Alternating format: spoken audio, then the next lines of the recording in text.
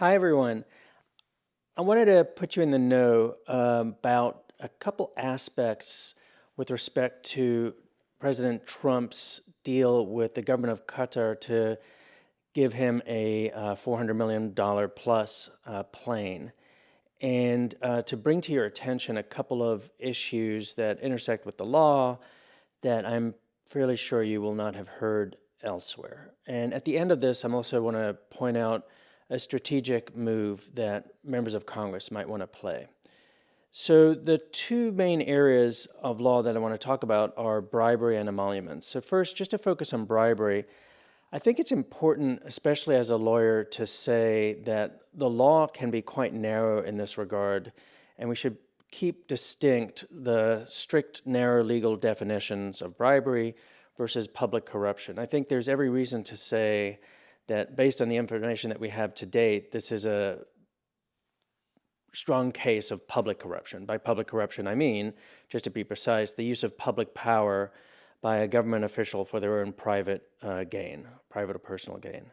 And I think it's that. Now, the strict legal definition of bribery and the crime of bribery is, and I'm going to quote from the federal statute, to, quote, receive or accept anything of value, that's important as an element, in exchange for being, quote, influenced in the performance of any official act. So receive or accept anything of value and be influenced in the performance of any official act. The U.S. Supreme Court over the years has narrowed what that means. Most famously for us lawyers, in 2016, a unanimous Supreme Court in a case of McDonnell v. United States, which involved the governor of Virginia, the court very strictly interpreted the notion of what is an official act. So an official act can't be like setting up a meeting or calling another public official or hosting an event. It really has to be something very specific of a governmental action that's taken or not taken, and the bribe has to be a quid pro quo. It has to be an exchange. So you can't just say, well, President Trump received the $400 million plane. It has to be that he did it with the purpose in mind of in exchange for another specific act.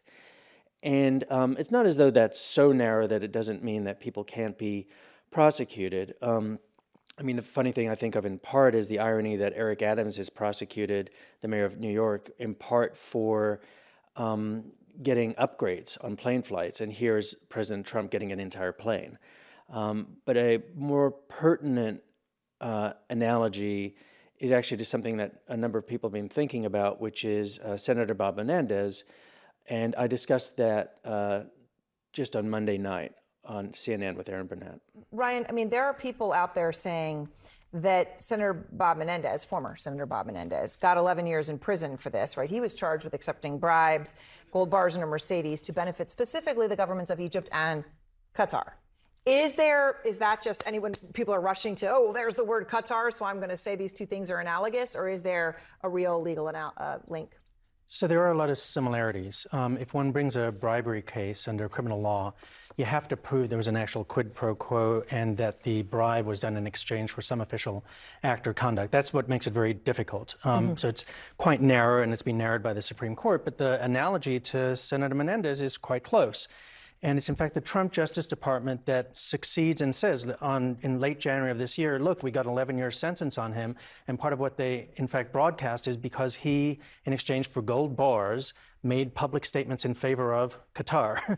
So that's similar in character. And just to add one other point to it, the Supreme Court's ruling on immunity for a former president or a president does say essentially that bribery would obviously not count as an official act.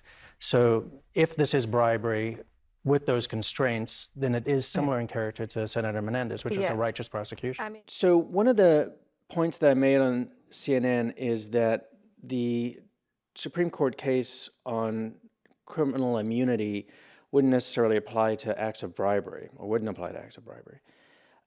The second legal issue is emoluments, and that's a constitutional violation that also would be free of the Supreme Court's opinion on the immunity case, because the Supreme Court's opinion in Trump v. United States is purely about criminal immunity for a former president.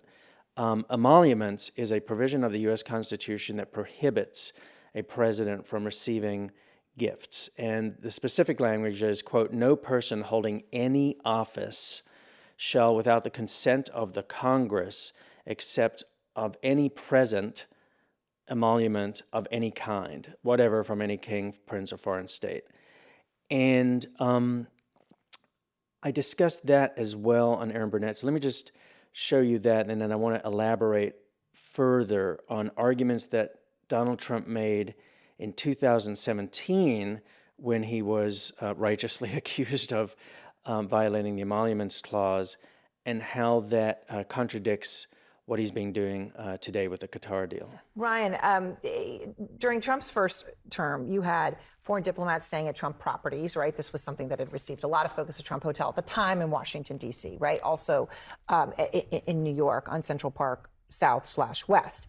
Trump at the time said, this is personal. It's personal. It's not official. So, I mean, but, when you look at this and you look at what's happening in the region there, you got the crypto deal in Dubai, you have golf course in Qatar, you have money for Jared Kushner's firm, his investment firm, coming from Saudi Arabia. You have towers in Saudi Arabia. I mean, it's whack-a-mole. Yeah, so the mix of personal and public benefits, I think, doesn't help Trump in this regard. And also goes to the question of why would the Qataris give him a $400 million plane unless they expected something in return. So that is going to him also personally. The idea that it ends after his presidency, I think, is also not helpful for him as a legal matter, because it means it's just for him as Trump. It's not for the office of the President of the United States. So I think all of that adds up. And then one last bit is, when this did happen in 2017 and 2018, for Trump himself, and there were all these emoluments litigations, and I do expect we might find litigation on this particular issue. His defense was, no, these were commercial deals I was doing with my hotels and my real estate. Emoluments would only apply to me if it was something like my compensation and my perks, which you would think a gold-plated plane is a perk. And so let me just elaborate a little bit further on what I said on CNN and read to you exact language from the Trump defense brief in the Federal District Court of D.C. when he was accused of violating the Emoluments Clause in 2017. And there, basically, they're trying to make the argument, as I mentioned on CNN, that if he's getting profits out of his real estate deals, that's commercial transactions. That's not what emoluments are. Instead, what they're saying is emoluments are things like salaries and perks. So here's the exact language, and that would obviously apply perks to something like a plane, as I mentioned. So the exact language from his brief are, quote, "The clause treats an emolument as an aspect of an office that may be increased by Congress, expressly tying it to the official's employment and duties." Another quote, "One source from 1766 explained that emolument relates to commissions and employments intimating not only the salaries, but all other perquisites, all other perks." What is a perk? As I mentioned in CNN, it's flying a golden-laden plane. Another argument that Trump's defense made in 2017 that's also contradictory of what's happening today is they said, well, an emolument and a present that's given to an office holder has to be something that's not necessarily done in exchange, that when foreign dignitaries are purchasing hotel rooms, they're doing it in exchange for the hotel room. But if today Trump wants to say this was just out of the graciousness of Qatar's heart to give me a $400 million plane, and they're expecting nothing in return, because otherwise that would be bribery, well, lo and behold, in his 2017 brief, this is how his lawyers defined the word present in the Emoluments Laws. They said, quote, "At the time of the nation's founding, as it is now, a present was defined as something bestowed on another without price or exchange, the act of giving." And another one, "something the possession of which is transferred to another without the expectation or receipt of an equivalent, a donation, a present." So I think you can see the problem for President Trump in trying to break free of the arguments that they made previously in defense of receiving emoluments and gifts from others. The last point I wanted to make about this particular legal issue is that there is already an expression of concern and deep criticism on the Hill, publicly and privately. And I think there's a move afoot to potentially introduce a resolution to condemn the deal, to criticize the deal, to oppose the deal. And my thought is that it's not exactly the optimal strategy. I think it might be smarter for Congress to say, members of Congress to say, we're going to try to pass a resolution here that says we consent to the deal, and that resolution will fail.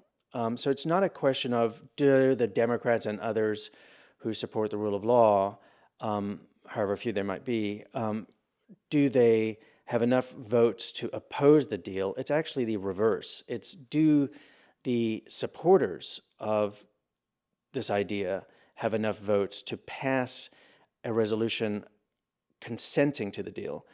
The idea here is that if you read the Emoluments Clause and the jurisprudence on this, it requires an affirmative act of Congress to consent to the present or the emolument in order for the officeholder to receive it.